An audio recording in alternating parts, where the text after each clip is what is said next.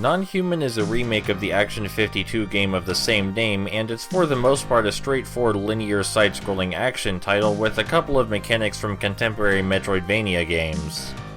The core game mechanics are fairly simple, though they could probably carry a game like this by themselves.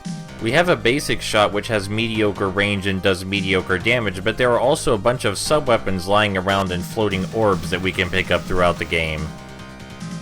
There are still valid reasons to use both, because although the sub-weapons deal more damage, they do require ammunition, and each sub-weapon uses a different amount of ammunition.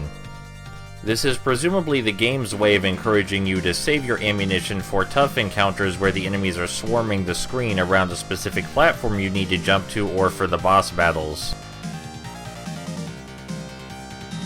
On the flip side, while the basic shot is infinite and seemingly more reliable, it does have a cooldown meter, so you can't hold down the fire button for too long or else you'll have to wait a while, and that can be a huge danger in a game where the enemies are always swarming you.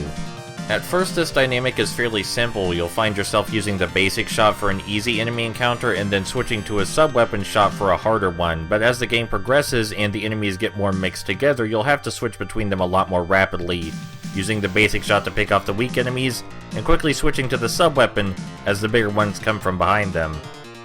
Quickly switching between both kinds of weapons to fend off the enemy forces rushing at you is one of the most satisfying things about the game. I'm always hesitant to imagine what a combat-heavy, strictly two-dimensional game would be like, but I suppose Non-Human pulls it off fairly well. It's exactly the same design I like from beat-em-ups, requiring quick reflexes but also strategic planning. What I'm saying is, not only do you have to act fast, but you have to think fast, and the game rewards you for thinking, so it's not about trial and error memorization like a lot of other side-scrollers. As for the enemy types, they seem to be built rather well around your limited capabilities, providing a fair challenge that never feels too overwhelming.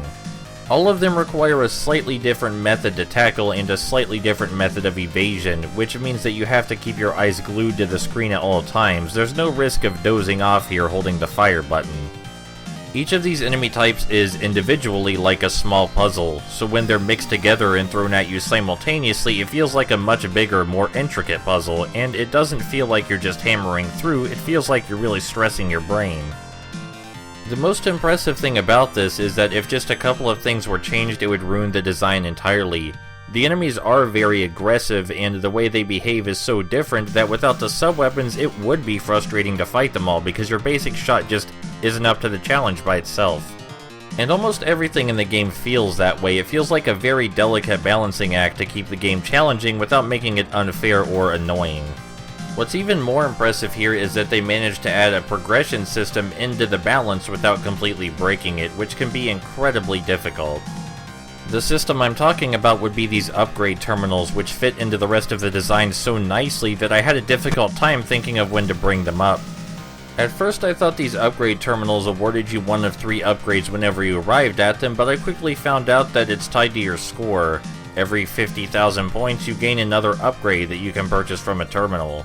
And at first it's easy to worry that these upgrades could become something of a crutch or break the game design, because they do change several of the core mechanics significantly. You can upgrade your range, upgrade your sub-weapon attack power, lower your cooldown time, change your movement speed, and even give yourself more armor. To ensure that the upgrade system is fairly balanced and can't be used as a crutch, not only are the upgrades tied to your score, but your score is tied to a multiplier, a combo multiplier. The higher your combo meter is, the more points the enemies are worth when you destroy them. Keeping that combo multiplier going amidst all the chaos around you requires a lot of skill, and it's the only way to consistently get new upgrades at every terminal.